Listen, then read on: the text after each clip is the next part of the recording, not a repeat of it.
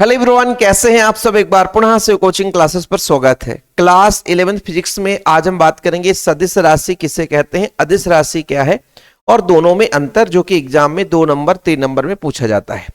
चलिए शुरू करते हैं। इसके पहले हमने जो भी वीडियोस प्रोवाइड किया है हमारे चैनल में प्लेलिस्ट में मिल जाएगा। न्यू एनसीईआरटी में चैप्टर नंबर 3 समतल में गति, उसी में सदिश अदिश का विश्लेषण दिया गया है।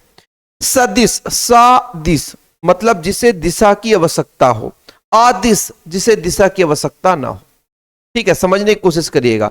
जैसे चाल, चाल आपका कहीं भी आप लोग जा सकते हो, समय के साथ कहीं भी आप गति करोगे चाल कहलाएगा।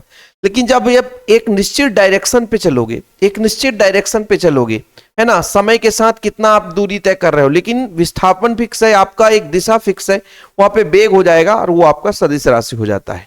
तो कहीं ना कहीं सदिश का मतलब है जिसमें दिशा और परिमाण दोनों की आवश्यकता होती है, या ऐसा राशि जिसमें दिशा के साथ साथ परिमाण भी होता है, मतलब दिशा फिक्स होना ही होना चाहिए, तभी वो सदिश कहलाएगा।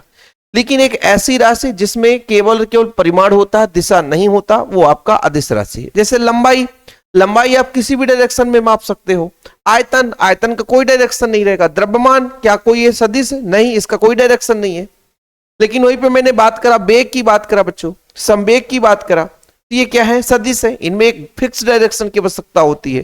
ठीक है, तो अदिश राशि किसे बोलेंगे कि एक ऐसी राशि जिसमें दिशा नहीं होती, केवल और केवल परिमाण होता है, वो अदिश राशि कहलाती है। ठीक है, स्केलर क्वांटिटी।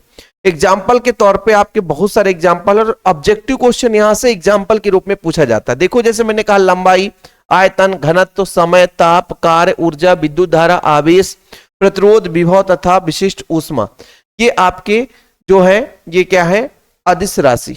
इनमें दिशा नहीं होता, केवल और केवल परिमाण होता। परिमाण मतलब इसका कुछ ना कुछ मान होता है, इसमें बच्चों किसी प्रकार की कोई दिशा नहीं होती। लेकिन वहीं पे जब हम बात करते हैं सदिश राशि, सदिश मतलब दिशा सहित। देखो ना, अदिश का अर्थ ही है दिशाहीन या दिशा रहित, जिसमें दिशा नहीं होता। लेकिन सदिश का अर्थ है बच्चों दिशा सहित, मतलब जिसमें दिशा होता है। यानी वह भौतिक राशि है जिनमें परिमाण और दिशा दोनों होते हैं बच्चों, वो आपका सदिश कहलाता है। जैसे वेग, त्वरण, मंदन, विस्थापन, बल, आघूर्ण, चुंबकीय क्षेत्र की तीव्रता, चुंबकीय आघूर्ण, भार, प्रतिबल, विभव, प्रवणता, धारा घनत्व, ये क्या है आपके सदिश राशि। क्या है, सदिश राशि। सदिश राशि मतलब जिसमें दिशा और परिमाण दोनों की आवश्यकता होती, जिसमें परिमाण तो होता ही होता है, साथ में दिशा होना आवश्यक है, तो आपका सदिश कहलाता है। इसमें बच्चों मेन है अंतर।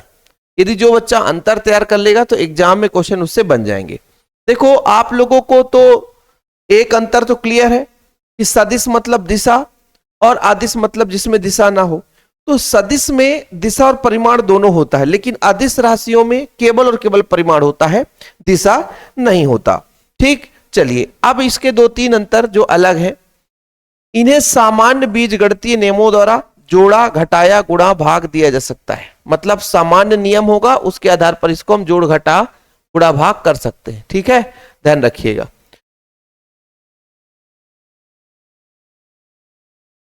लेकिन जो आपका देखो भाई क्या बोला, इन्हें सामान्य बीजगणित नियम द्वारा जोड़ सकते हैं, गुणा कर सकते हैं, भाग कर सकते हैं, लेकिन इसे सामान्य बीजगणितीय नियम द्वारा जोड़, घटा या भाग नहीं कर सकते। मतलब साधारण नियम से हम सदिश अदिश को बोलेंगे तो उनको हम जोड़ घटा नहीं सकते, है ना। यदि गुणा करना है तो सदिशों का सदिश नियम ही लगेगा, तभी गुणा होगा।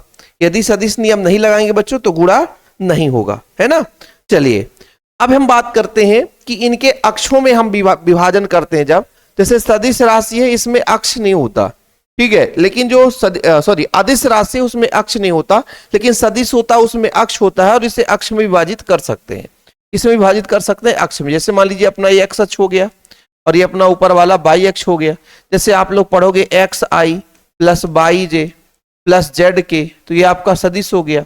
ठीक है, तो ये आप लोग अक्षों में विभाजित कर सकते हैं, घटक में विभाजित कर सकते हैं, लेकिन ये अदिश को विभाजन नहीं कर सकते। तो अदिशों का गुणनफल, अदिश का गुणनफल करेंगे तो सदैव अदिश मिलेगा, लेकिन सदिशों का सदिश गुणनफल करने से अदिश भी मिलता है और सदिश भी मिलता है। हम आपको चाहे एक एक उदाहरण बताएंगे, लेकिन बताएंगे जरूर। देखिए, एनसीईआरटी में बस एक छोटा सा टॉपिक दे देता है, उसके अंदर डीप में नहीं थोड़ा सा वर्णन रहता, लेकिन मैं जो पढ़ाऊंगा चाहे भले 4 मिनट का ही लेक्चर आएगा, लेकिन उसमें आपको कुछ ना कुछ सीखने को मिलेगा, ये मेरा वादा है, जो आज केवल 11th क्लास बस में नहीं, हमेशा आगे चलकर काम आने वाला है। देखो पढ़ाई आप ऐसा करो, ये सोच के मत करो कि हम केवल 11th क्लास के लिए पढ़ रहे हैं, हम भविष्य के लिए भी पढ़ रहे हैं। आगे चलकर आप कहीं भी कंपटीशन एग्जाम की तैयारी करोगे, किसी भी एग्जाम को देखो तो भैया ये फिजिक्स यदि है, साइंस सब्जेक्ट है, तो ये सारा बेसिक चीज आपको है ना आना ही आना चाहिए। जैसे मैंने यहाँ पे इतना उदाहरण क्यों कराया, यदि जो बच्चा आज उदाहरण कर लेगा तो जिंदगी भर उसको काम आने वाला है, आज बस के लिए काम नहीं आएगा। जैसे वेग, त्वरण, मंदन, ये विस्थापन 2-3 तो आसानी से हर बच्चा याद कर सकता है, लेकिन बल, आघूर्ण, चुंबकीय क्षेत्र की तीव्रता है ना, चुंबकीय आघूर्ण, भार, प्रतिबल, विभव, प्रवणता, ये 11 से 12 तक आगे चलकर कॉम्पिटिशन एग्जाम तक काम में आने वाला है। ऐसे बच्चों अदिश राशि के बारे में आप देख सकते हो, और ये सारा चीज हमारे नोट्स में भी रहता है ना, 96, 85, 29, 91, 49। देखो प्यारे बच्चों, हम जो नोट्स देते हैं proper handwritten Hindi medium का नोट्स देते हैं बढ़िया सा, और मात्र 100 रुपए लगता है, लेकिन आल चैप्टर के नोट्स मिलते हैं।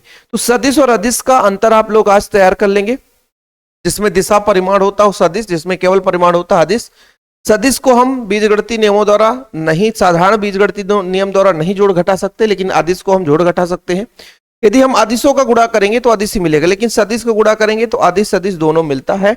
यदि हम अदिशों की बात करें तो उसको हम विभाजन नहीं कर सकते, घटकों में विभाजित नहीं, लेकिन सदिशों को हम उसके घटक में विभाजित कर सकते हैं, जैसे एक्स अक्ष, वाई अक्ष, जेड अक्ष, ऐसे घटक होते हैं जिनको हम विभाजित कर सकते हैं। तो ये 3-4 अंतर याद कर लेना। ओके, छोटा सा वीडियो पसंद आया तो लाइक करके शेयर करिएगा। जय हिंद।